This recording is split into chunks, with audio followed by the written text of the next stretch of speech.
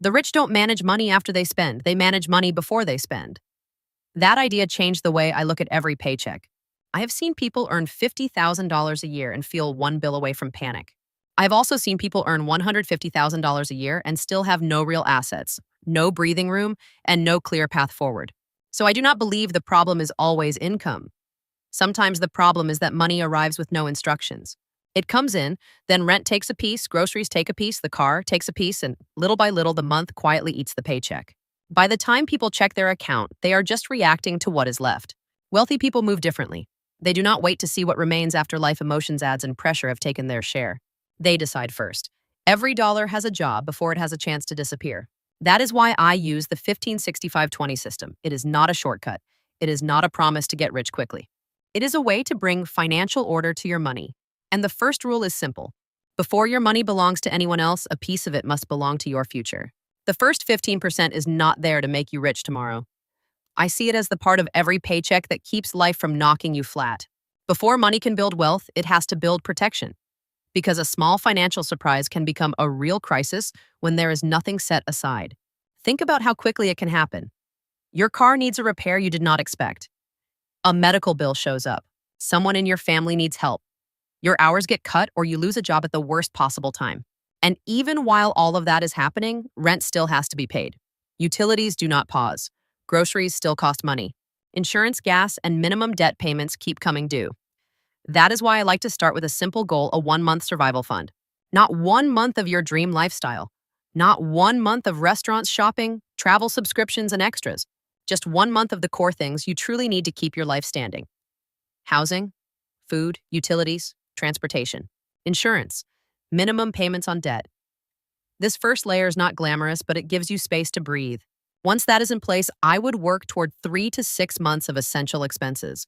That is where real peace of mind begins. If something serious happens, you are not forced to solve 2 emergencies at once. You can deal with the problem itself without also panicking over how to pay for it. That kind of cushion does not make you look rich from the outside, but it changes how you feel on the inside. Without it, people often reach for credit cards, personal loans, or anything that gets them through the week. The trouble is that the emergency may end quickly, but the debt can stay for months. A $700 problem can turn into a long, expensive reminder when interest starts working against you. Having cash set aside does not mean you are smarter than everyone else. It means you prepared before life tested you, and that is the difference. Most people are not destroyed by one bad day.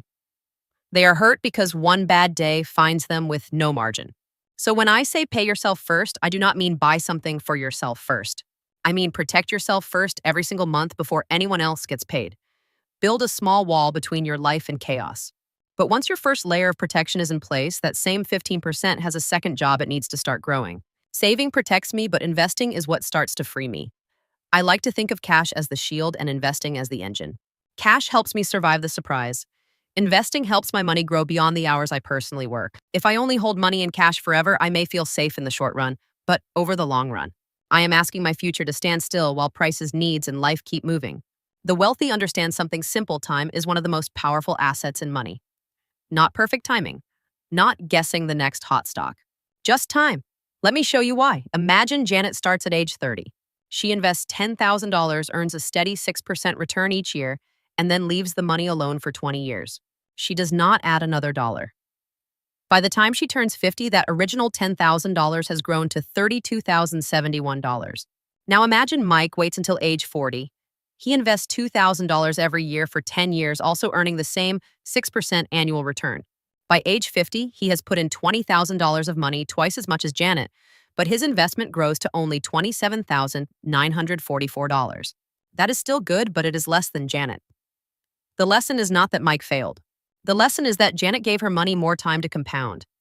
That is why I do not want to wait until everything feels perfect. Compound interest does not reward perfection as much as it rewards patience. The person who wins is not always the person who invests the most. Very often, it is the person who starts earlier and stays consistent. For many people in the United States, the first place I would look is a workplace 401k, especially if the employer offers a match. I do not treat the match as magic, but I do treat it as a valuable part of compensation. If I can afford it, I want to contribute enough to receive the full match because leaving that on the table weakens my own plan. After that, I would look at an IRA, either Roth or traditional, depending on my tax situation. With a Roth IRA, the money goes in after tax and qualified withdrawals later can be tax-free. With a traditional IRA, the benefit may come more from reducing taxable income today while taxes are handled later. Then I would keep the investing itself simple. I do not need to pick every winning stock or predict every market turn. Low-cost index funds or ETFs can spread my money across many companies, which lowers the risk of depending on one business. Lower fees also matter because every dollar not lost to cost has more room to stay invested. Of course, investing has risk. Markets rise and fall. Some years feel uncomfortable.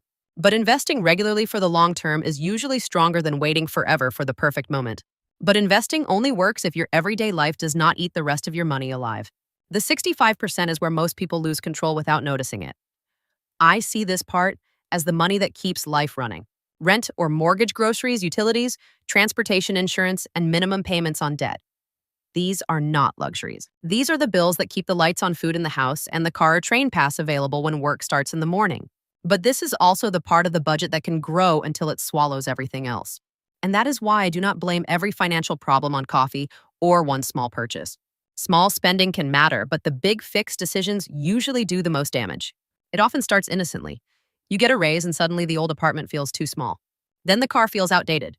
Then eating out feels normal instead of occasional. Then the phone plan gets upgraded, subscriptions pile up, vacations get bigger, and somehow the better income does not create a better balance sheet. By the end of the year, you made more money, but your assets did not grow. Your lifestyle grew first. That is the trap. If every increase in income is immediately matched by an increase in expenses, you are not moving forward. You are just running on a more expensive treadmill. The wealthy do not only focus on earning more, they pay close attention to the big expenses that can lock them in. A home that is too expensive can weaken your budget for years. A car payment that is too heavy can steal the money that should have gone toward your future. Consumer debt can take the first 15% away before you even get a chance to use it properly. So, I like to look at the three biggest expenses first. Housing is usually one, transportation is often another. Debt insurance, food, or family obligations may be the third. I ask simple questions. Is my housing giving me stability, or is it choking my cash flow? Is my car helping me live, or is it making me work for the lender? Are there bills for insurance, internet phone service, or subscriptions that I can negotiate, reduce, or remove? This is not about living miserably. I do not believe a good money plan should make life feel small. But I do believe you have to know which expenses are quietly taking away your freedom.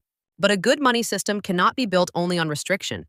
If it removes all joy, sooner or later, it breaks. The 20% is not a reward for being careless. It is permission to enjoy life without guilt. I have seen many people fail with money, not because they were lazy, but because their plan was too strict to survive real life. They tried to cut out everything. No restaurants, no trips, no small treats, no hobbies, no room to breathe. For a few weeks, they felt disciplined. Then they felt trapped. Money works a lot like food in that way. If someone follows a diet that never allows one enjoyable meal, eventually the pressure builds. Then one bad day turns into a binge. The same thing happens with spending. When every dollar feels forbidden, the mind starts looking for escape. And that escape can become much more expensive than a planned reward would have been. That is why I keep 20% for enjoyment, personal fulfillment, and the parts of life that make the plan worth following. This can be a nice dinner, a short trip, a hobby, gifts for people I love, a concert, a course, a small upgrade, or something I planned for because it genuinely adds value to my life. The point is not to spend without thinking. The point is to spend inside a boundary that protects the bigger system. When I know there is money set aside for enjoyment, I do not feel squeezed by my own budget. I do not need to feel guilty every time I do something nice. I also do not need to pretend that discipline means never having fun. Discipline means choosing the right limits before emotion takes over. The wealthy do not always spend less. Many of them spend very well, but they spend with intention. They understand the difference between buying joy and buying an image. A beautiful dinner inside the 20% is enjoyment. A vacation placed on a high-interest credit card is self-sabotage. A purchase I planned for is a choice. A purchase made because social media made me feel behind is a trap. That difference matters. Money should improve life, not just sit untouched while I burn out. But it should also not become a tool for impressing strangers while my future is quietly neglected. The 20% gives me balance. It lets me enjoy the present without stealing from tomorrow. And when I can enjoy life without breaking the plan, I am far more likely to keep the plan going month after month, even when life gets stressful and tempting. When all three parts work together, money stops feeling like chaos and starts becoming a system. When all three parts work together, money starts to feel less like pressure and more like direction. The 15% protects me and builds my future. It gives me a cushion for the unexpected, and once that foundation is in place, it gives my money a chance to grow. The 65% keeps my present life running, but it also reminds me to watch the big expenses before they quietly take over. The 20% lets me enjoy life because a plan that removes all joy usually does not last. I do not need to earn like the top 1% to start managing money better. I just need to stop letting money drift through my life. Every dollar needs a job before the world gives it one. Some dollars should protect me, some should pay for the life I'm living now. Some should let me enjoy the present, and some should quietly build the future I cannot see yet. So this month, I would look at my income and divide it with clear intention 15-65-20. Wealth does not begin when you make more money. It begins when the money you already make finally has a plan.